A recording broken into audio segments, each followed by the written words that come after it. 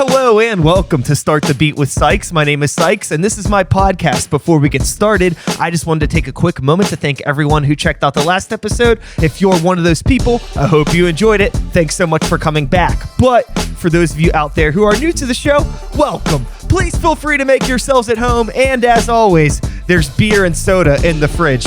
Cheers, my friend. Cheers. Sitting here today to my left with songwriter, party maker, rump shaker, the one and only Bjordan. Make some noise for the internet. How you doing? Yeah, good. Yeah, lovely. It's good to see you. Yeah, likewise. I feel like this is a funny way for the two of us to officially meet. Yes. So, I mean, we've met in the past very long times ago. At what point? In old bands that we both played in. Okay. Like we can decade rewind this shit. Yeah. So I played in a band called Old Fears. Yo, okay. I was the singer in Old Fears. With Matt Very and Brandon Musser and Kevin Proto. Yes. Yes. Okay. And you were in a band called Worn Out Tigers. Yeah, at that point, yeah. And I've said this plenty of times. I'm going to just throw this out there now. That Worn Out Tigers is the reason I started giving a shit about local music. Oh, hell yeah. I was just one of those people where, I mean, growing up, you're a teenager, the only shows that you know about are like, when the bands that you like, the mall bands are coming through town and shit like that. Mm-hmm. And I knew people that played in bands, but it was always like kind of weird. I never felt like I was supposed to be at those shows because I didn't know anybody at the time. Yeah. And then I think before you were Worn Out Tigers, you had another name, didn't you? Like with that band? Yeah. There's like a weirder name or something. Yeah. Abre Los That's Ojos. what it was. I saw you opened up for somebody with that name. I can't remember what band it was. I think it might have been at Roboto, like old Roboto. And I remember like, who the fuck is this band? And it like opened up like, oh, they're from here. Cool. And then I started like going to a lot more local shows, and that was partially like y'all's fault. Yeah, good. Perfect. So I believe I have told Jack and Max that over the years, but I haven't had a chance to tell you that. So nice. That's awesome. And here we are all these years later. Yes, I guess officially meeting, actually having a conversation. This is the first like real conversation. Yeah, for sure. We've been in rooms and yelled in microphones around each other, but right. And I feel like it's always been, your circle and my circle, whatever that means, like slowly overlapping, but it's always been, do you know Brian Howe? Yes, I do know Brian Howe. But it's always been like, yo, what up, dude? Yeah, totally. Yeah, it's a, big small city. There's it's a small town, but also there's definitely like circles of people. And once you're like in a band or doing music, I mean, I don't even know what you consider what you're doing now, if it's like a band or a solo thing or a mixture, because you're obviously working with other people and stuff. We can get into that. But you just kind of like get into your bubbles and you make friends with people in those social circles, and like without even intentionally getting like separated from different people, it just happens. It's inevitable, I think. Yeah. I don't know what I would call this. This is a so yeah, let's talk about it. Yeah. It's a thing. What the fuck are you doing? That's exactly it. I like when people say, I love this new direction or this new sound, because it's never that's never how I think about it. It's like I'm making a playlist constantly. The project is just me doing whatever I feel like doing at any moment. And it's a lot of fun, more focused on live show and how it's presented. The idea being, if Ariana Grande is like one person who can, sing into a microphone with a backing track, why can't I do it at Gooski's? And why can't I bring like arena level lights and shit to a smaller stage, like your local Pittsburgh audience? Yeah. So it's fun. Max, who you mentioned, helped me make these like light boxes, like the metal band Ego Riser things. Yeah. So we took that. And the metal band Ego Riser. You know exactly what I'm talking dude. about. The box with the lights, and that was like, well, yeah, you know exactly what I'm talking about. Yeah, exactly. So we took those, made that like out of wood, and then put plexiglass on top with light switch. So when you step on it, the floodlights come up and fog machines. But for me, I use it as a modular stage, essentially. So if I go to a place that doesn't have a stage, I could set it up and turn whatever area into like a light up catwalk or a 6 foot by 3 foot, performance space. Yeah. And a lot of my shows include drag queens. And if there's like, it's nice to have like a lit up area that you can like, strut on and dance on and have just a little bit of a stage in a club that doesn't have one. I love production on shows. It's so fun. And with my Sykes and a New Violence project, we are very much like, projectors, visuals. I've done outfit changes in between sets and had like little skits and things. And I just actually bought a shit ton of lights, and I'm getting into like MIDI programming the lights to the show and stuff and doing all that stuff. I love it. But it's like, we're taking all of this stuff to Howlers or Ramato, and it's I'm not playing fucking stage AE. Right. Well, I would. Yeah. But it's just it's fun to just like, even if it's not my show, I could be opening up for someone and I'm still like the asshole that's bringing in like a full fucking thing, because it's like, that's how I want you to see this. Yeah, you should do that. Yeah, there's no reason. One of the things that like seems prohibitive about light shows is there's obviously, you think there's a learning curve, or you're like, I don't know how, if I buy a bunch of lights, how am I going to set this up in a new place? What you don't realize as a musician is that a light setup transfers information over DMX cables, which is the same as an XLR cable. So if you're playing at Spirit, there's already a snake of cables that goes from the from Warren's area, the like front of house sound area, to the stage. So you already have all your cables run for you. You just need to connect it on the stage. So things are easy. It takes like a second to figure out what that's going to look like at each place. Well, I feel anything in general can seem scary if daunting, you don't take the time to just look into it. Yeah.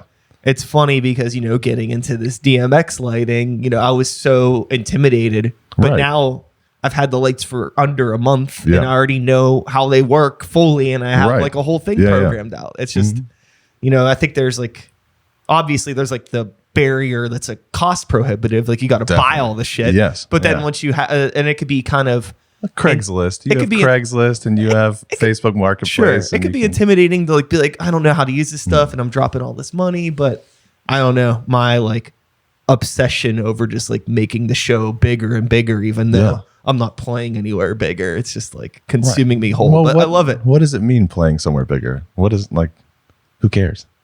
Hell yeah. Anywhere is bigger, You make the show as big as you want it to be. So I think that, it's the energy that you put out into the world. Right. People were going to see that. I just have like a big pet peeve against trying to drag my friends and family out on a weekend to come watch us do band practice. It's not dragging them out, It's not if you give them something worth going to. Right. But if you think about it constantly as dragging someone out, then you're going to be projecting that like, Jesus, I've asked this guy 10 times to come. It's not. It's always like, I'm doing something. It's going to be cool. You should trust me by now. This is going to be weird, and I'm going to try my hardest to make this as strange and engaging as possible. So show up if you can. If you can't, you'll miss it, and there'll be another one. I really fuck with your positivity. You seem very, very positive about this. Yeah, about this. I mean, most of this stemmed from, you remember the era of like 2008 to, 15, 16. It's still happening in Pittsburgh, where there's like bands would bring a vintage synthesizer on stage just to have a vintage synthesizer, and it would be running MIDI from a laptop. So they're not even playing it. They're using it as this like expensive prop to say, look, I can afford a Juno, whatever. I can afford this thing. Sure. And there was that era of everyone. It was cool to be like, just not give a shit, to stand there and not do anything. And that over time has translated into just very boring live shows. Yeah. I've seen like some of like bands that I love listening to watch their live set and been bored to tears watching it. So any attempt at production value, anything, goes an extremely long way. My whole thing, like the beginning of this project, was how do you do it live, right? I'm recording all these tracks in my basement, got a studio set up, bought a bunch of synthesizers, trying to like learn how to do that, teach myself how to do that, using Reaper, and it's great. But then how do you translate the bedroom to the live show? And I didn't want to be someone who's sitting there with just a stack of shit everywhere, taking 50 minutes to set up, because if you're playing a 3-5 band bill, you know that you have 15 minutes about in between each act. Well, if I've got 15 minutes, why am I setting up the synthesizer that I have at home? It's already recorded the best it's going to be. I'll set up lights in that time. I'll set up light boxes and a projector and something else that makes this interesting and engaging. And then the first show, I was trying to think of like who to perform with. And I was talking with a bunch of coworkers about bars you could go as a gay person. And they were like, oh, I've never been to Spirit before. Is that place like gay friendly, or is that a place that I could go? And my answer is, yeah, definitely you can. But it's hard to tell someone this is a friendly space without showing them that it's a friendly space. So the first couple shows started as like, come to the show. Let me introduce you to people, introduce you to the staff, the bartender, whoever, feel comfortable and perform here. Like do something with me on stage. And it was nice to incorporate drag queens because it's like very similar to pop music, but we call a like pop musician a musician, and you call a drag queen. Like no one says artist or musician, but they're doing what I do better in a lot of situations. Like the actual performance, I'm not great at performing. I'm not the best singer either. Horrible singer, you know, but I've learned how to use my range a little bit and how to present it somewhat decently to a live crowd. But I'm constantly learning, you know, simple dance moves, some sort of like thing that you could do that makes this more engaging. And the drag community in Pittsburgh is really amazing at performing. It's one of like the greatest groups of people that you could possibly get involved with.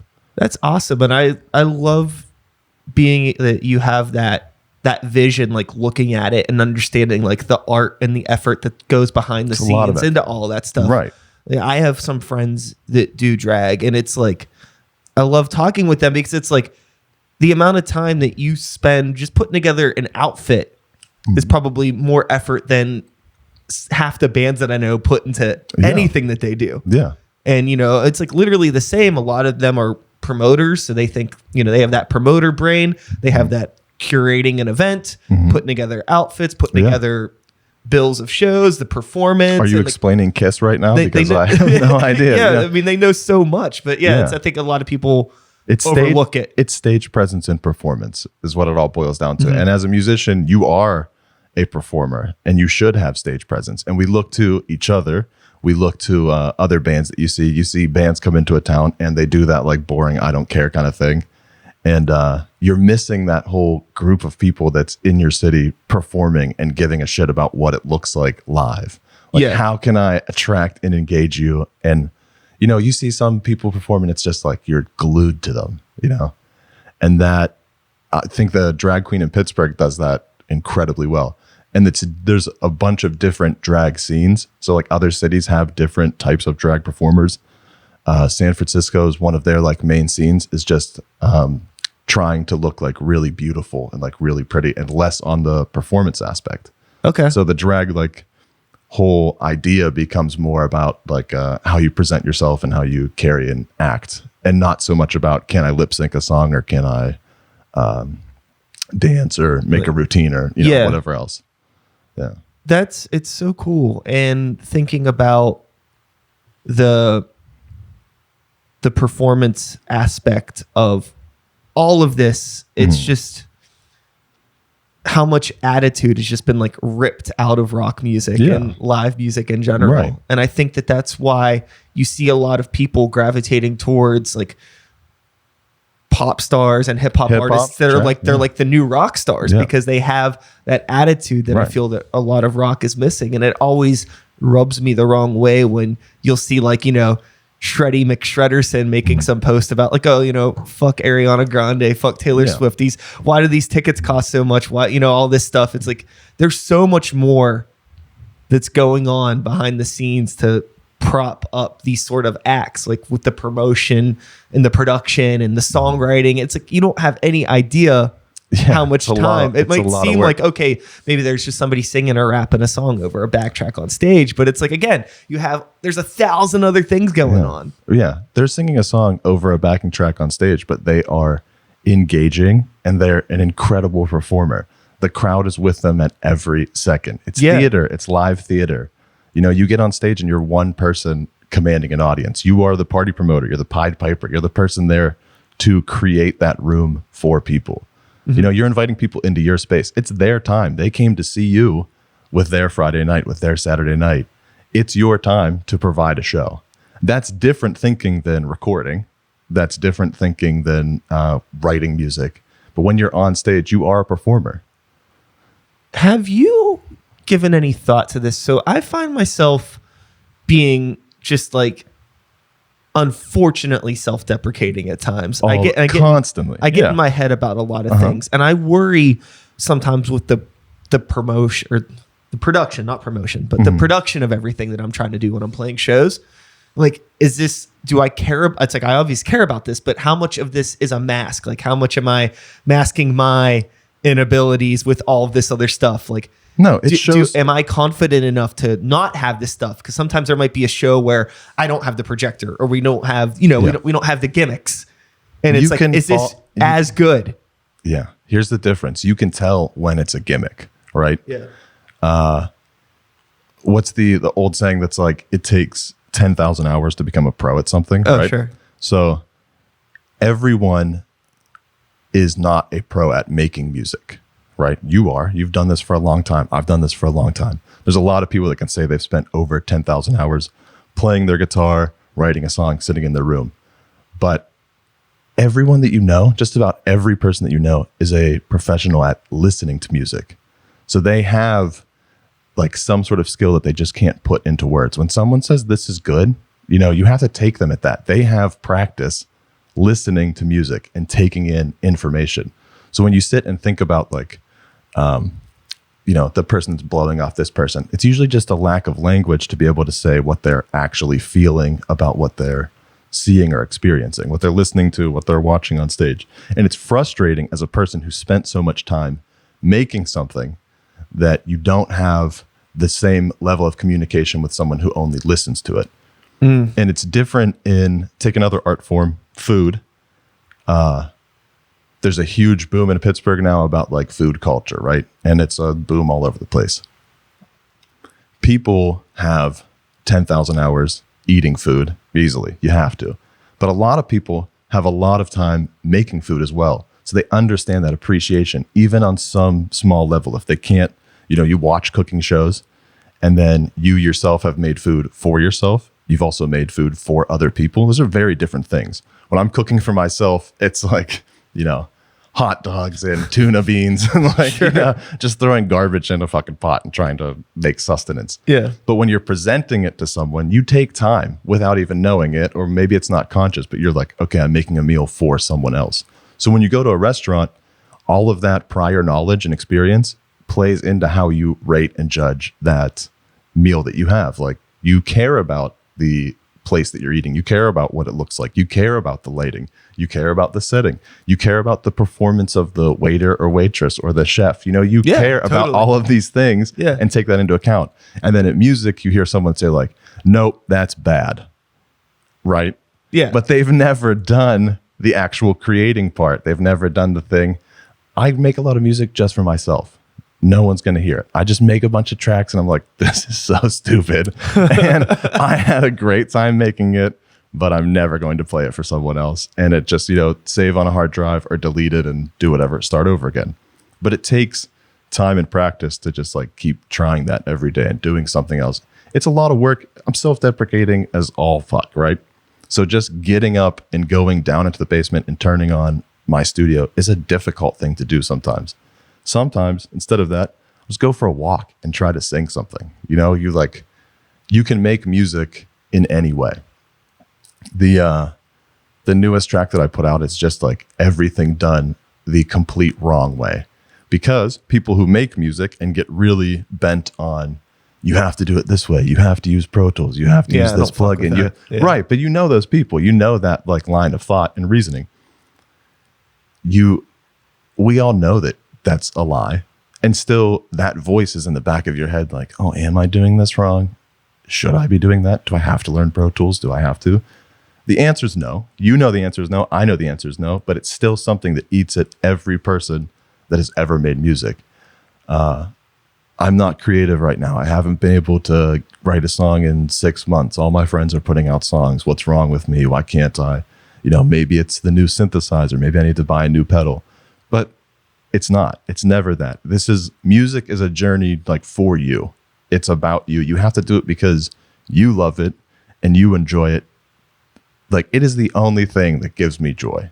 Absolute, pure joy. When I'm like chasing down a song and I have that one idea that it's like, this is the greatest thing that's ever been made. You get so excited. You know that feeling. Yeah, you're just totally, like, this is it. I cannot believe this is I pulled this out of nowhere. I started with nothing. I'm completely involved in this world that I've created. And then 30 minutes later, you're like, it's horseshit. I can't believe, I can't believe I like that. But that moment of this is the best thing ever is all I'm doing constantly. Just trying to do that every day. With the stuff that you're doing now, this is obviously, a lot different than what the music you were making 10 years ago back in our yelly, angry music days. 10 years ago or 8 years ago or 7. Whatever, No, it's all, I'm just saying it's been a bunch of different bands and a bunch of different, it's whatever I'm listening to at that time mixed with who I'm with. You forget to take that into account. In a group of people, Shaky Shrines is one of the last bands. I had a very specific vision on a lot of things I wanted to do. And then there were just other people in the band that didn't have that exact same thing. And at a certain point, you're like, you know what? We have to do this as a group. This is a group endeavor. With the Bjordan project, it's just me. So I can change it at any whim. I'm not talking to anyone else about whether or not they like it or they want to do it or if this needs another breakdown. So whatever I want to do at that time. Yeah. So with the stuff that you're doing now, what was the journey for you, like getting into just doing stuff that's more pop focused and mentioning buying synthesizers and all that stuff? What was that like, just like getting into that world of producing electronic music? And like, when did you start doing it? 2017 or 16, I probably had like first synthesizer. Yeah. Let me think about it. The idea was never to be like an electronic musician. That was never the intention. It started because I bought synthesizers because I wanted to make music by myself and with myself. And my best friend, Dave Sermonero, moved to Los Angeles, and I was like calling him every day. And he was trying to be a recording engineer. And it's expensive to rent a space. It's expensive to try and like book people. And it's frustrating to have clients call and cancel. And all of that stuff adds into this thing where you're like, I don't know if I can afford rent. I don't know if I'm going to be able to do this. Was this a horrible mistake? Why did I move here? And the two of us were both in like a similar place of we just want to do something because we enjoyed doing it. And he's not a songwriter, but he loves production, just trying to think about like, how do I move these sounds? You're selling air, right? You're recording and creating air, right? Yeah. You're just like the speaker is literally vibrating and pushing sound waves. So there's nothing you can grasp onto. It's all this like esoteric art of whether or not you like something. But music comes down to, do I like this? Yes or no, move on. And we get caught up in that, like trying to think about other people and whether they'll like it, when it's really, you're the best judge. If you like it, someone else is going to like it. So you have to stick with it. So Dave and I we talk all the time, just call constantly. He's bored. Something got canceled. He's like, yo, I'm stuck on the Los Angeles freeway and I have 40 minutes. Can you talk? And I told him, I've written like a bunch of songs. Do you want to start producing them for me, doing something with them? I'll do my half. I'll produce it a certain way, make it a certain way, and then I will take all of those effects off. Like everything that I've done, I will get rid of, bounce just the stems, send you the stems, and then you do whatever you want. And if you like it, I'm sure I'll enjoy it. And that's just how we did the first like 7 tracks. The first record was just back and forth. Whenever he had free time, he'd call and be like, yo, this one fucking rules. I can't, you know what I mean? Cool. That joy of like, I can't believe I did it, dude. This is so great, and then tell me about all the things that he did. And it was great. So we did that back and forth. Fortunately, he's got busy. But because he's busy, it means that he can't always like turn a song around for me. So there's probably a folder of 15, 20 songs just sitting on a hard drive that he has of mine that he's like getting to whenever he can. And I got sick of just like the only performing the songs that I'd already done. And it was like, why am I waiting for Dave? You know, he'll get to it when he has time. I know he totally will. But in the meantime, I can still do whatever I want to. So the rest of it just became, if I'm into something right now, if I'm like listening to someone, Christine and the Queens is an amazing fucking group. I don't know if you ever heard them. No, I haven't. Brilliant pop music, extremely minimal in production. Her voice is insane, and it's just like really fun, really simple pop music. But one of the things that's always attracted me to pop music is just the idea that simple things are difficult. Yeah. Do you know what I mean? Absolutely. Have you tried to play like the drums and you could play or do you play guitar like a really fast riff?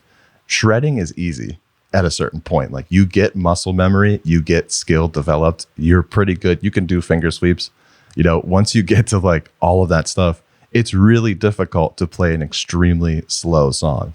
Because all of your muscle memory is telling you like 8th, 16th, 32nd, da, da, da, da, da, and that's the clock you're using in your brain. But if you try to slow that down, then that time in between each hit has to be precise, right? So you hit the hi-hat and you're like, oh God, I'm so like, you know, sure. You can overthink things so quickly. And part of music and creating music and performing it is it becomes muscle memory. So when you have to like think about how slow you're playing, or the rest of the band, or you just have to like think and incorporate that into your style, it becomes extremely difficult. And in, let's say like writing, there's a difference between writing long form stories, Tolkien, as opposed to short stories, as opposed to poetry, right? Mm-hmm. We appreciate them all the same and like for different reasons. I don't say that like, you know, all poetry is horrible. I love it. I read it constantly. I've read it forever. I think it's brilliant when you can articulate a whole idea and like feeling and atmosphere in 8 lines, sure. You know, 7 lines.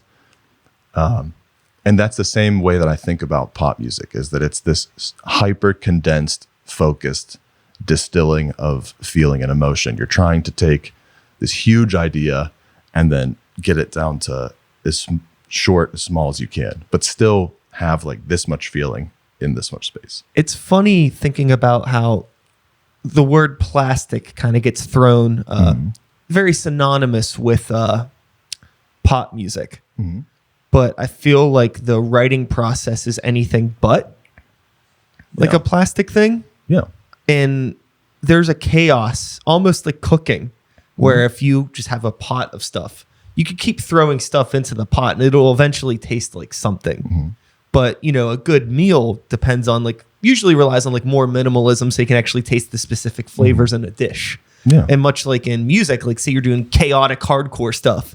Sure, you can have, there's a little bit of elastic in the playing. Like it could be a little goofy and shreddy and silly and there could be like a weird extra thing. And it's like, well, it's all chaos. So there's kind of no rules. But with like something that's more focused in pop, it's like very specific and there's no room to kind of fuck around with adding in extra things and just saying, well, it's supposed to be crazy, so it's crazy, or you could do that if you want to. It doesn't mean that there are rules.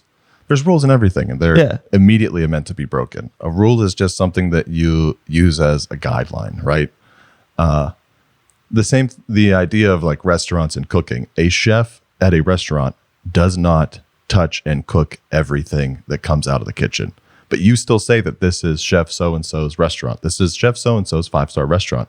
That chef has a staff that creates that food for you every time. And they're churning out a ton of meals all the time. When we think about that with music, you like to say that this person's fake or plastic or pop music, whatever, is cheesy or stupid because there's a writer on it. Like there's a producer or a writer, all these people. And that means that it's not authentic.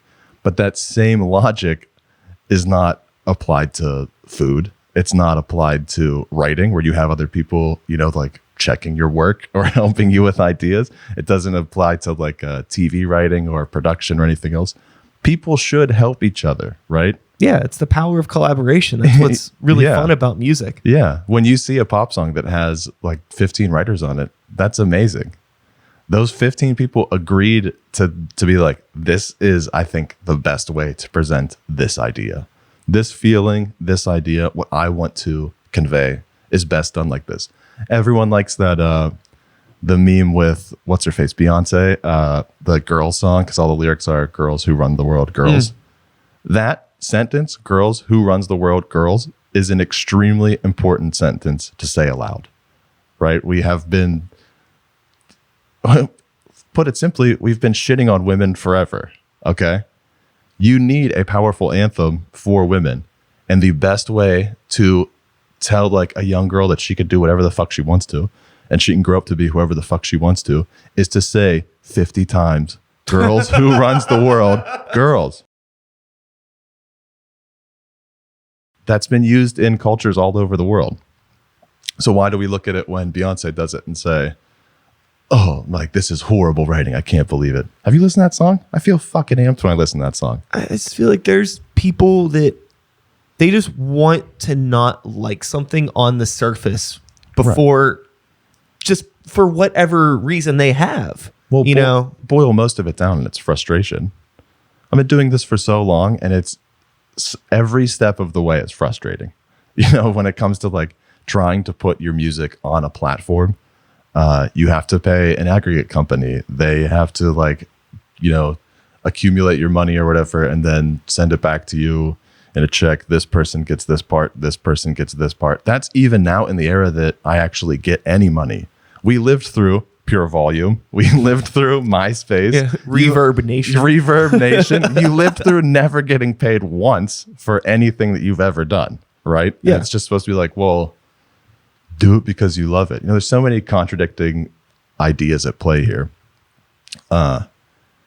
It's important to get paid for your work, and at this time you can get paid for your work, so you might as well. I don't know, I lost where I'm going with that. I think there's an interesting conversation with a lot of people that talk to me about making money in a band and not making money in a band. And right. I feel that if you are a little bit smart about how you choose to release your music, where you choose to play shows, how you choose to play shows, it's not that hard to make some money. Yeah. I mean, I'm not talking about like living fully off of it, but keeping the project itself sustainable is completely possible and not that hard. Yeah. I just think a lot of people they take the things that are easiest, like the easiest offers. Like, we'll play a show at X venue. We're not getting paid, but it's a show. And I'm into that. Put yourself out there. Yeah, you got to do that. But also there's a point where if you're going to simultaneously complain about not making money from shows, you have the power to say, okay, well, we're going to cut this out and, I'm going to set up my own show. You can hit up a venue. Yeah. Yeah. You could book it. You could find some bands. If you're your own promoter for a show and you make some sick merch, yeah, you don't make some money. You don't even need the merch. I mean, and part of it T-shirts are a good way to make some money. They are. Part of it is trying to figure out like, who do you contact? At most bars and venues, it's a bar manager that does the scheduling of the events. If you're 21, you can go to that bar and just say, I'd like to speak to the manager or the person that schedules the event. That's how it's done. Totally. You walk into a room and ask another human being, how do I perform here? Yeah. And what's the deal? Is it a door deal? Do I have to rent the room? Is there sound? Am I paying for a sound guy? Am I paying for security? And then it's, cost benefit, which place is best for me to play. I go with Spirit most of the time because I love everyone that works there. And most of my shows are extremely large productions. And they give me the most time and space and lenience on everything. Like I was doing Sunday night shows because I knew they were closed on Monday. And I could come back on Monday and clean everything up. Basically, like I have so much stuff to do on Sunday night. And it also, working in the service industry, it allows people whose weekend is Sunday and Monday to come to a show. It's not like not everyone has Friday and Saturday off. There's a large group of people that I love that works Friday and Saturday, myself included. So it's nice to do something on a Sunday, have those people be able to come, and then work with a venue that's like, we appreciate your show, we appreciate your business and what you do, and it's totally fine if you come back on Monday and clean it. Mm-hmm. But it's all about asking. You have to like just take the effort to ask someone, is this okay? What's the deal I can make on it? Now, most of those shows, all of those shows, I don't make any money off of because I end up paying all of the performers with that money. We're still at like the $10 ticket. If you that sometimes even feels like you're asking for too much, which is ridiculous. It does feel like you're asking too much. It does. And it feels like you're asking too much because nobody gets paid a living wage in this country. Yeah. You know, like totally. So it's not the music industry's fault. It's not the people trying to come to your show's fault. And for that reason, like if you want to come to one of my shows and you don't have $10, that's fine. Just tell me. I would love it if you had the $10 because that money's going directly to everyone that you've watched perform tonight. Like that's the big idea. And it's a radical idea, which is crazy when someone's like, oh my God, you're going to give me $200 or $150. And you're like, yeah, that's not enough. That is not enough for the amount of work and effort that you've put into this. I wish I could give you $500 for this, but you know, at this point, it's only $200. Mm-hmm. With reaching out to venues and organizing shows and releasing music and promoting it online, and was this something that you had your hands in prior to doing this new project? Like, what's your experience been just growing up? I guess we've all kind of, as we've evolved over this past decade, social media has been kind of that, you know, that shadow behind us, like, give into it. And I'm not like, I'm a social person, but I don't really like being online a whole lot. Yeah. So I'm always like, I never say it out loud, but like, oh, if it wasn't for the band, I wouldn't have a Facebook page. But that's probably very true.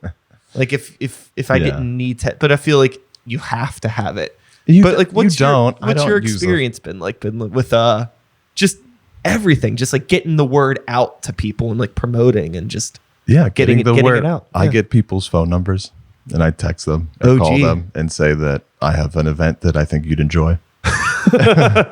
And that's it. It's the best way. Like I made a Facebook page that I rarely update. That's essentially there when someone has no other way to find me.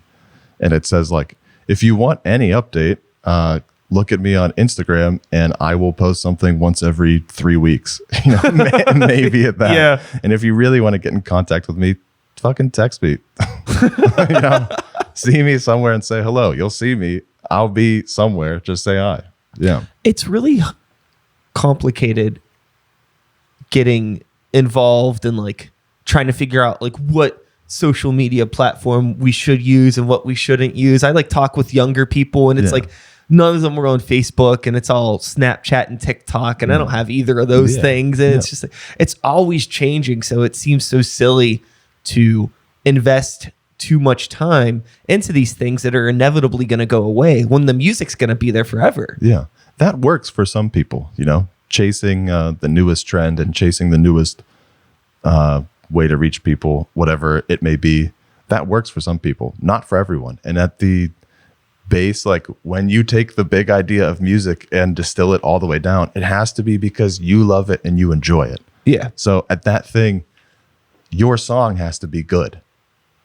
And not just to you, it has to be good, which, believe it or not, a lot of people have 10,000 hours listening to music. They could tell you if it's good or not. Listen to them. If it's good, keep focusing on like making this song better.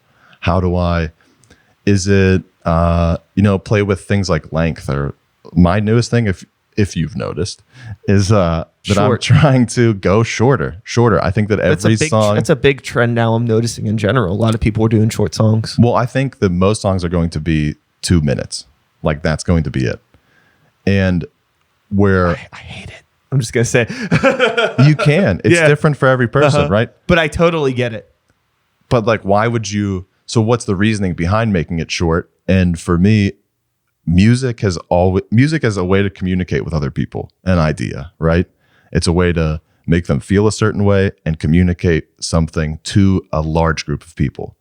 And the way the length of a song has changed with every new medium that we put out. That's just what it is. CD changed, the way that like the record changed, cassette changed, everything is changing. And to fight it is kind of fruitless. That doesn't mean that if the song you're writing deserves to be a 15-minute dirge to like be like, oh, it has to be 2 minutes. Yeah. Again, it's a guideline, or if it's a rule, it's meant to be broken. You have to think about it on a song to song basis. Absolutely. I'm writing short songs now as a challenge to myself because I think it is going to be the kind of way that we're all moving. And in like this streaming culture and this like constant get something now, a lot of it isn't just like it's streaming culture. It's song music tied to video. So your song is just an element of a greater piece of like content that someone's creating. You're just part of it.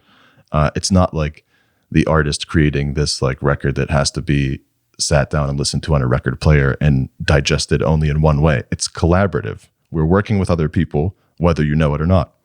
And so when you're writing a song, taking a song in like the 2-minute form, that old like intro, 2-bar instrumental intro, first verse, pre-chorus, chorus, outro, second verse, pre-chorus, chorus, bridge. That isn't like, that's the way that a lot of people wrote songs. And I've written songs like that. Some of them, I've written them just to try to make the form work. And at one point I'll be like, this is a great song. And then 20 minutes later, I'll be like, this is a horrible song. Why did I try to force myself into this like rigid structure? Because it's a rule that you think you have to follow. You don't have to follow any rules. So taking like the 2-minute structure, most of my songs now are starting with like a chorus, then into a verse, pre-chorus, chorus, bridge, just like a second part, and then a chorus and done. And the bridge part isn't even really a bridge. It's just like an alternate verse. Yeah. It's just creating a new melody to make something different, but it's taking like the elements of a song and just trying to play with them and manipulate them in some way that makes it more interesting to me. So if I'm interested by it, I think someone else will be too.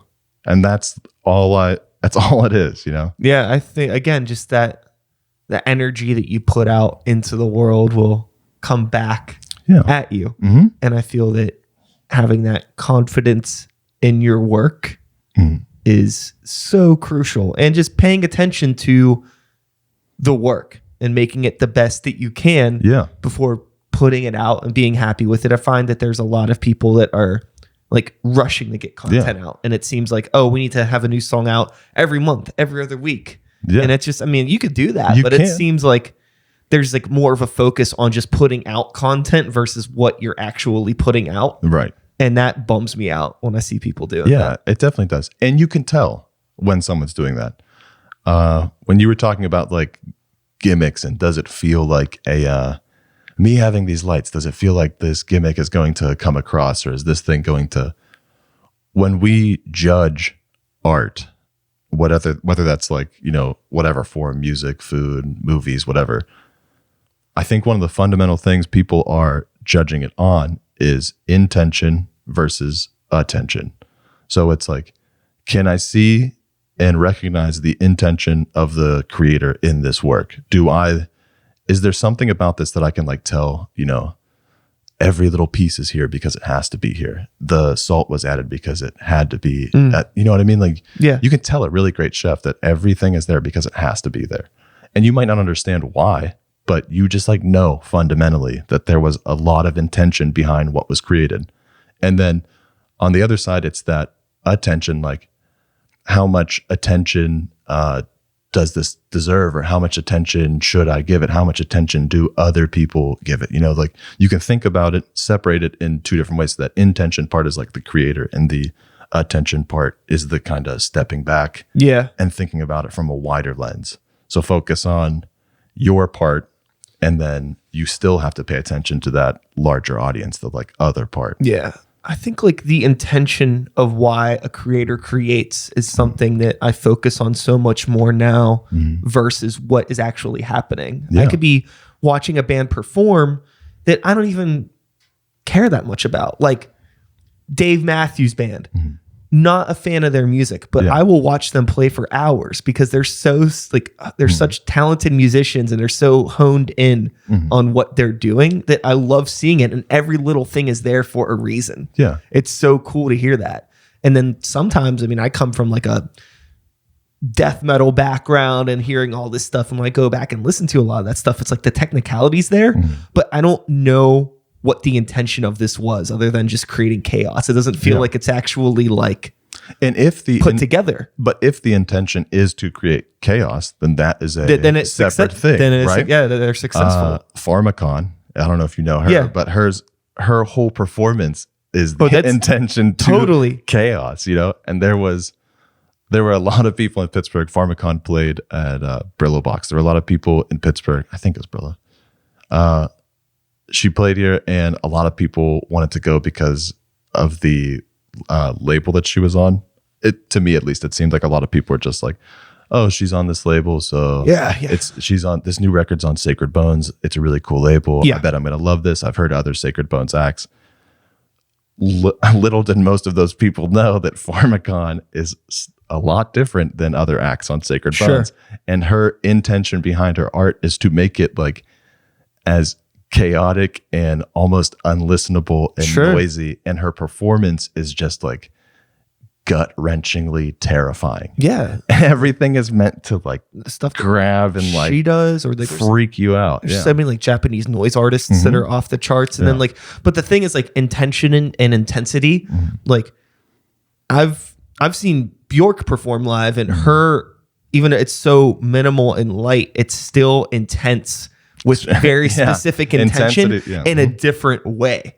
Where it's like, you know, I just like, it's so, there's barely anything going on, but with the way that it's being presented to you, it like chills you to the fucking bone. It's awesome. And think about it this way, like we're having a discussion about music, right?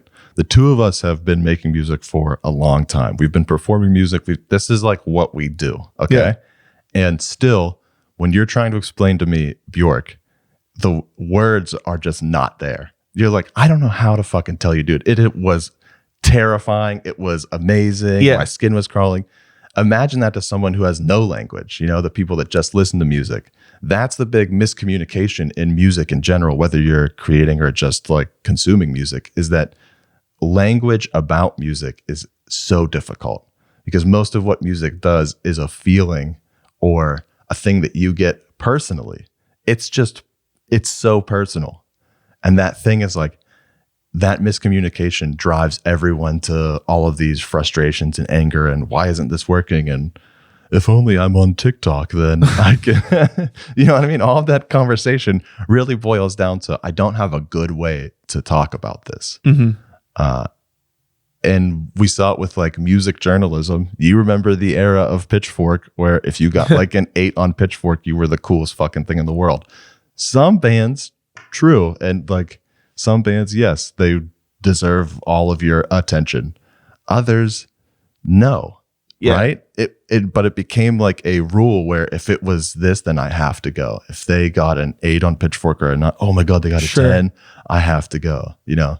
I get it. I feel like a lot of people are just the average, we'll say the average listener, they're so busy with life. They're not musicians. And I think a lot of people just rely on critics, not because they don't, you know, have a mind of their own. It's just that they don't have the time to dissect through all of these things. So they rely on your Pitchforks or your Anthony Fantanos to tell you like what is good. They're like, it's like the homie in school that you don't have anymore because you're not in school anymore. So you rely on those sorts of people. But the thing with me that I feel really fortunate about now, although I felt burned about it at the time, was when I was growing up, I just didn't like good music. You know what I mean? Like, it's fine. Like I was like, you could admit Korn, Slipknot, Mindless Self-Indulgence, all that. I still love all that stuff. I just started listening to Korn. Who was it? Korn that wrote People Equal Shit? Is that the song? Slipknot. Slipknot? Yeah. Okay. I totally wrote Slipknot off and was like, no, this sucks. Like, I hate this. I hate the whole gimmick. As a kid, hated it. And then as an adult, fucking love that song. Yeah, it's an amazing song. I was listening to it and I think I posted an Instagram story of me just listening to it and be like, this fucking rules. And my wife My wife sent me a message and was like, "Are you okay?" Like, what is going on in your life? Like, this was fucking great. I'm wearing right now a Tomb Mold hat and shirt. I've never fucking heard of this band, okay? But this stuff's made by Phil Trona, local kid who prints all this. I love Phil. And I try to like just buy the clothes and merch that like my friends make. So he made this hat and I reached out to Phil and was like, I got to get that hat. I've no idea who this band is though. Like, where do I start? So he's like, yo, check this record out. And then I just listened to like everything that they've put out so far. And Abyss Walker, one of their songs, fucking brilliant. It has that like weird kind of like the melodic, almost like, you know, like when you hit the top of the head of the guitar, that like real weird dissonant kind of thing. Yeah. They just have a riff that's essentially to me sounds like that. I know that's not how they made it, but that's like the thing that it feels like to me. And that thing is so catchy. Code Orange used to do that a lot in their beginning, like the start, and they still do it, like that one weird riff that's just like, you know what I mean? It's just that like real crazy shit. I love it. It's amazing. It's so fun, like thinking about what I was going to say is listening to all that stuff growing up at the time. That was the stuff that I loved, but it always got shit on in reviews. Yeah. Like in like all the popular things. Now I love it. Where all the popular people would be like, fuck that. And I'm like, luckily at the time, you know, I'm just like, you know, little grumpy metalhead kid. I'm like, fuck all that. I like this stuff. So it really formed me. And then as I got older, it was always just like, fuck reviewers. Like even with movies, it's like, now as an adult, like I can look at something that is, you know, critically acclaimed, a good film, a good music performance, and I have respect for it. But I also like things that are kind of intentionally schlocky. Yeah. Like a Slipknot. They were never trying to do high art.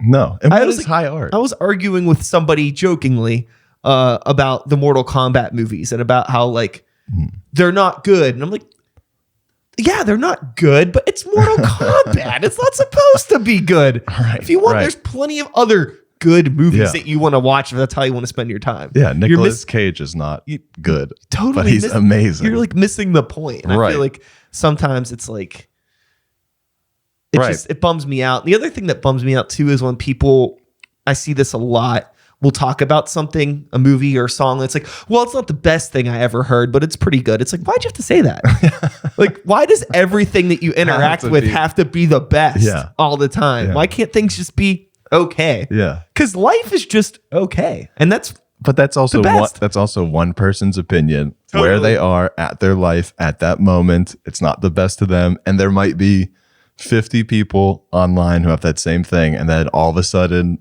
this like, you know, you're a creator, so you're like weak and susceptible. I already hate myself. I already like doubt everything. So you listen to that and you're like, oh my God, it must be everyone.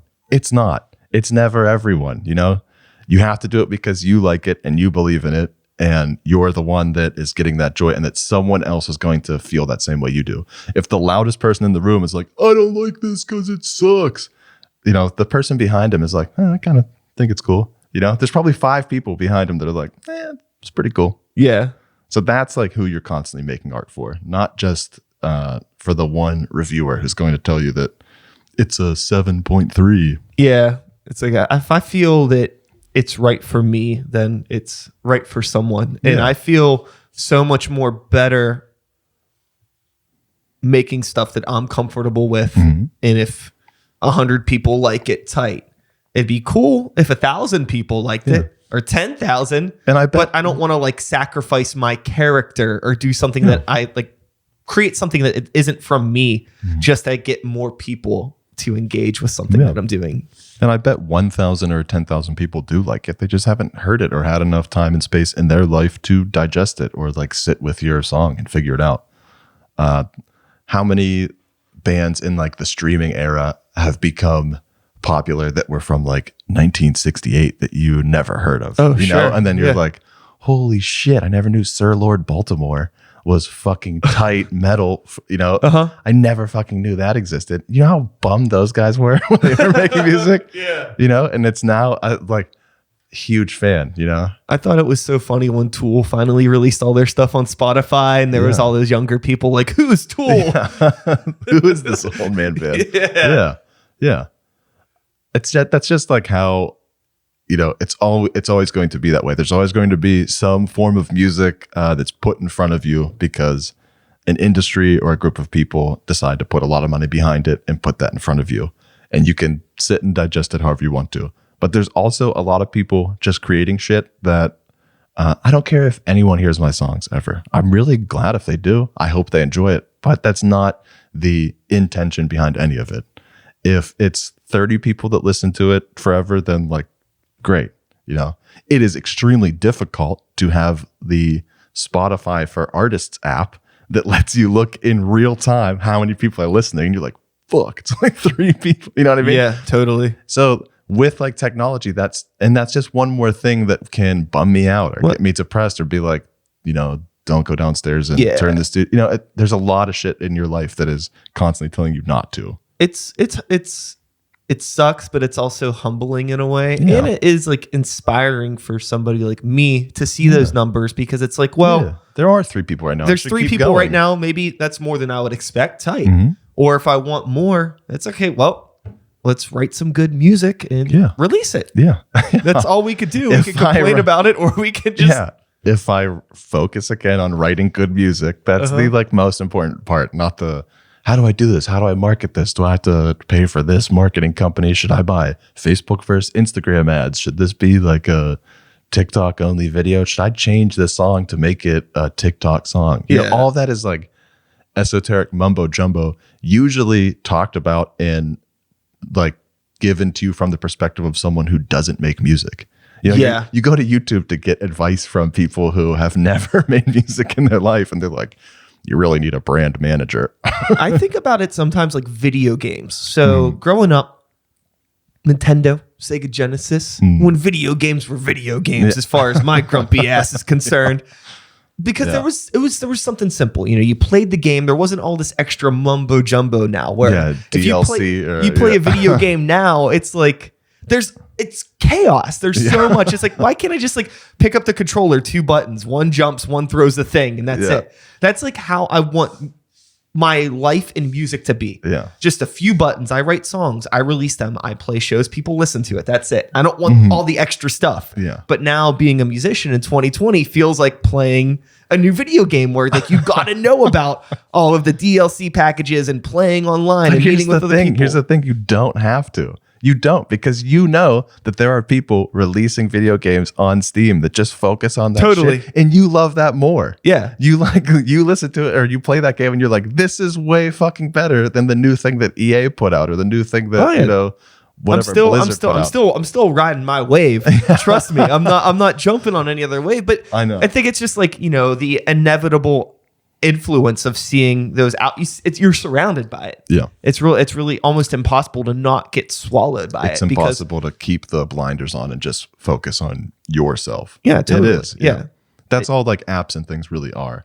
And all these different things. It's just distraction to distract you from what you should be doing, which is the art that makes you happy. Yeah. You know? I think so much about my time 10 years ago, 15 years ago, really getting into starting to like make beats and do things. MySpace wasn't even a thing. You know, we had like AOL Instant Messenger. That was the closest thing to social media. And I felt just so much more productive in that time frame because I didn't spend so much time thinking about like, oh, well, we haven't posted on Instagram in a while. We better take a photo or do like it was all just make the music and maybe we'll get a show. You know what I mean? Fucking like dropping off CDs to Manny at Garfield Artworks, hoping he'll book us. Like those good old days, bro. And it's so different now, and it's easier now in a lot of ways. And I'm not trying to like romanticize the past. It's just that I've like taken a lot of steps over the past year to separate myself so much from worrying about the internet, and as a result, I've been a lot more productive. So it's good. It's easier now in the sense that you've become more educated on how you do things for yourself. So it's easier to you because you've grown as a person and you understand that like, oh, I don't need Manny to book this show. I can just call someone and then not give Manny all the money. You know? Yeah, sure. You know what I mean? Like it's never, there's a lot of people who are just starting bands now that haven't heard like the idea that you don't need a promoter. You can just call someone or ask them. I think that there are a lot of bands figuring this out now, just from me talking with people on the podcast. And it's been a lot of people recently. It seems that so many bands now are doing the fuck the promoter and we'll just do this ourselves. Yeah. And the only negative side effect that I've seen of it is it's one of those things that kind of creates those bubbles that I was talking about. Because instead of it being like a promoter that is bringing a bunch of bands from different circles together, you'll have a band that books a show, and then who are we going to book? Well, we're going to book our friends that would be here. You know what I mean? Then there's those little circles. Right. But as a band doing that, you should learn that that's not necessarily the best way to do it. Oh, yeah. You should be trying to bring more people into whatever you're doing. Some do. Some don't. Yeah. They'll learn. They'll get there. You know, we've done this a long time. Yeah. There's no right or wrong way to do anything. I feel like as long as you and the people around you are happy and healthy, then you're doing it right. As long as you enjoy it and you are giving a stage to other people. It's the best. Yeah. With performing and interacting with other artists, you'd mentioned that, you know, doing the stuff that you're doing now, that you're playing with drag queens and things like that. But bands, what is like, if you imagine you had to have played shows with other bands. Yeah, I book people all the time. What's that been like? Just working with other bands? Do you try to work with other solo artists, or just like, whatever, I'll play with whoever? It depends what the show is. Yeah. If it's a show that I book, then the intention of the show is to be single people performers. The idea that as an audience, it's your choice to judge what's the difference between me singing to a backing track or a drag queen lip syncing to a song, or my friend Jonathan playing the piano with a backing track and like a bunch of projections. Like what do you see as an audience member that is different of these people, and what makes them the same? You know, like what is the similarity? Because I look at it and say it's all performance, it's all art, and it's all amazing that one person can do it. Yeah. And it's different every time, you know. One person doesn't have to be the electronic musician with 50 things in front of them. One person can be whatever you think the show should be. With bands, I just, you know, pick friends that I like and friends that want to do a show, or someone who says like, oh, this might be too weird, or, you know. And those are for the specific shows that I book for myself, like the Bjordan Presents shows. If it's another bill, I'll hop on with anyone, you know. It doesn't, I did, Ryan Brown is a promoter that does a bunch of stuff. He does Make Sure You Have Fun, which is an event, like a party promotion thing that he does. And he did a festival called The City, and it was mainly rappers, and it was awesome. Like 2 full floors of Spirit filled with a bunch of different like hip hop rap acts. And then I performed downstairs, which is really funny because no one knew what was coming. And I was wearing a jumpsuit, and it was hysterical because people were like, who the fuck is this guy? It looks like a janitor that comes out on stage and just like starts singing these weird ass songs. But it's fun. It opens a dialogue to be like, this performance can look different and can be done different. You know, a lot of kids that perform like specifically like rap and hip hop look at the festival stage and they see someone like Lil Uzi Vert and think that you have to have a backing track that is your finished track, right? You're like, that's the same track that you'll put on Spotify is the track that you're going to perform live. That's not the case. Most of the time, not most, all the time, I make backing tracks for a live setting. Yeah. A lot of clubs don't have a lot of low end in their speakers, so my backing track will have a fuck ton of low end in it, you know, way more than what I would put online. Yeah. I know there's a loss of like, the high end starts to get like real jumbled and crunchy and can get crushed. So you just try to like clean things up and make it a good track to be played on a bunch of different PA systems. Like, because you never know what club you're getting to. And as a performer, if you find a club with a really good system, use that club. You know, let them know that like, hey, I love playing here because this is great. Yeah. If you ever have a good experience as a musician or anything at a place, thank the sound tech. Thank the lighting tech. Thank the bartender. Be super cool to everybody. Let them know that you had a good time. Because a lot of those people, as much as they love their work, it could be miserable and daunting. Live sound is the worst job in the world. And it always, I feel like they appreciate it. Yeah. If you are a live sound engineer and the band sounds bad, everyone blames the engineer, right? You can't polish a turd scenario. But if it sounds good, everyone just tells the band how great they sounded. You know what I mean? It's just totally. Like the live sound engineer is the thankless job. When I perform live, I use Warren Pride is my other half of the live band. Sound Daddy is what I call him. He's definitely a sound daddy. Yeah, he's a man. So we've worked together on what works best for me and what works best for him. So he'll suggest microphones that he thinks are better for me to get. I wanted a wireless mic because I didn't want to be like stuck on stage. It's just me, and I try to like pull people onto the stage and do it, like just get the party going. So I was like, I can't be restricted to just stand in the same area. Find me a wireless mic that won't feedback as much, or one that, and he'll help me do that. He also suggested that I get like in-ear monitors. Changed my life. If you're a musician, buy in-ear monitors. If you sing, they're insane. It's so amazing. You can buy like the first one I got was a Pile makes it, and it's like a $300 transmitter pack and headphones. It sounds stupid, but it is so amazing to hear just yourself, and a sound engineer can give you a perfect mix. Yeah. That's just tailored to you. And for my performances, it's great because Warren can set up a microphone at the sound booth, and he can talk directly to me into my ears, and no one else can hear it. So it's like, I'll look crazy because I'll just answer a question into the live microphone like, oh, you son of a bitch.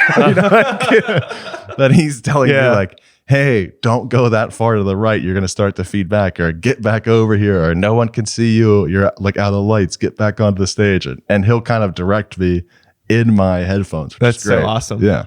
Yeah. I've gotten really, really obsessive over my live sound for the Sex and New Violence stuff. And it's to a point now where like I built a rack mount for our backtracks, and actually I feed out 8 DI lines for our backtracks, and everything's separated. Yeah. In the DAW. So instead of being like, here's one track, it's like, here's a DI line for drums, for synth, and like you're mixing this sound guy. If we need more low end, just so it doesn't like fuck with the sounds of everything, like I don't want to be like, oh, there's not enough low end in this mix, but you're just boosting it on a full backtrack. So now everything. Yeah.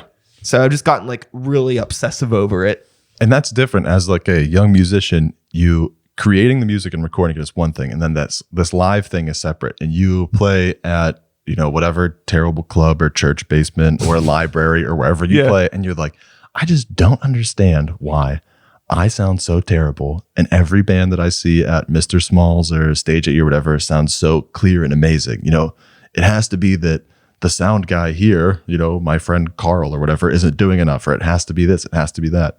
What you're not noticing is that most of those bands touring bigger venues, like the medium to big size bands, are bringing a specific sound engineer who has all of their studio outboard gear on a rack with a separate mixer, mixing everything perfectly, and then sending the outs of that into the house board. So they've done all the work. The guy at the venue is just getting like a left and right channel of the completely mixed sound. It's amazing.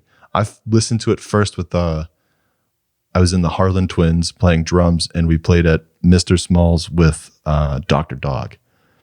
And backstage, the sound guy had this like huge road case full of every piece of amazing gear that you could ever want. And I started talking to him, and he's like, no, just put the headphones on straight from the board and listen to it. And it sounded better than their record. It was like an amazing, amazing sound. And they're playing it live. And he's like, yeah, and then all I do is send this to the house, and that's what everyone hears out there. Amazing. All of the effects. He knows their set. He knows their show. He knows like a lighting guy, timing. When this person, I know that guitar X is going to do this thing over here, and it's going to be extremely loud. So I'm going to like pull the fader back because I've done this show 50 times. There's that working with other people that can take your live show to the next level. And it doesn't have to be when you're the biggest band touring Mr. Smalls. It can start now. You can start like buying small stuff or testing it out or getting a friend who's kind of interested in recording and be like, hey, do you want to try to maybe run the live sound for us at these shows? Like, how can you get more people involved in this thing that you do? I feel like it's funny when we sat down, you had made some comment like, oh, I got all the stuff. And I was just like, yeah, whenever I get into something, I just like want to go full force, regardless of, you know, if there's 3 people listening or 3,000 people listening. It's just like, I wanted to do a podcast and it was like, okay, well, let's do it. Let's do a fucking podcast. You know, let's get the whole fucking camera, the whole spiel. Get this brick wall. Get this fucking brick wall. All that shit. So I want to address something before we wrap up. The pronunciation of your project. Yeah. I go Bjordan. Bjordan. Yeah, like Bjork. Okay. It was funny because at the top of the episode, I think I may have said Bjordan. I'm sure totally you probably get that so much. My real name is Braden, and everyone has called me Brandon, Brendan, Brian. My grandmother called me Brian. It does not bother me. So it's hysterical that I chose Bjordan because at one time, I'm from a big family, like one of 7 kids. So we'd have like Sunday dinner and you'd get like bill collectors call the house. Someone had called the house on a Sunday and asked for Borden Farfampt. And my mom thought it was hysterical because it was just so extremely off. And she's like, you know what? I think he is here. And I'm like, yeah, I'm here. And then just started like, you know, we'd grab the phone and I'd be like, oh, you're looking for Borden? Oh, yeah, let me get him. And then I'd just pass it to a brother and a brother would be like, oh, hey, what's up? And start talking and then go, oh, Borden, and pass the phone. Yeah. So that's where it started with like Borden, and Bjordan is the funny Bjork version. It was funny. So whenever I mentioned Bjork before, it clicked in my head, and I was like, "Oh fuck!" Well, you know the conundrum of like picking a band name and having it be searchable or having people be able to find you or tag you and all that stuff. Bjordan, no one has that until a little movie came out called Black Panther, in which Michael B. Jordan is the most searchable term. Like immediately after I released the record, it was B. Jordan everything. And then everyone was like, oh, Michael B. Jordan. Yeah. So, yeah. I mean, at least you're attached to something It's cool. Great. If you look for it, it's either like people looking for Michael B. Jordan just occasionally see me like, what's that? Yeah. So coming up, do you have anything interesting? You've been dropping singles. I imagine there's probably some more in the crock pot. Yeah, there's a ton of shit coming. Yeah, so you just be dropping stuff. I'll just be dropping stuff. No set schedule, just whenever you feel like it. Yep. Yeah. Whenever. Any shows coming up? Spirit for the first Friday in April, I believe is the one. April like 4th or 3rd. I don't know. Cool. It's at Spirit. You'll see me. Yeah. And if people want to find you online, they can dig through all the Black Panther stuff on Google, look through all they can go to pictures of Michael B. Jordan. Yeah. Or they could go to a Facebook page that will tell them to go to Instagram. Yeah, Instagram is basically the only place I do anything, and it's Bjordan, Bjord 4N, because someone has the other one. So they can find you on Instagram, or they can text you. Yeah, just text me. That's the best way. Yeah. Hit me up on Instagram, tell me your phone number, and just text me. Yeah, and then he'll let you know about any events coming up. I'll tell you. Yeah. With that stuff, do you like just go through your contact list, just like, hey, like I think these people would enjoy it, and just let them know? Yeah, it's usually like who I think will enjoy it. If I've talked to someone recently and they're like, when's the next show? You know, you always get that. But you can tell when someone is actually interested in saying like, hey, when are you actually performing again? So I'll kind of do a mental note, or if I know I'm playing with a specific band, like I did a show with Black Marble, and I know a lot of people that would love Black Marble. So I'll just go through and specifically say like, hey, I'm doing a show, but you should really check out Black Marble. Here's a link to like his video. So come check that out. Super cool. Yeah. And that is all, folks. Thanks so much for being here. Bjordan. Yeah. Good times. Man. Yeah. Cheers. I'll be back again in a couple days with another episode. Same time, same place, same channel. You know the drill. My name is Sykes. Start the beat 2020. Whoop, whoop. Thanks for listening. We're done. That's it. Hell yeah.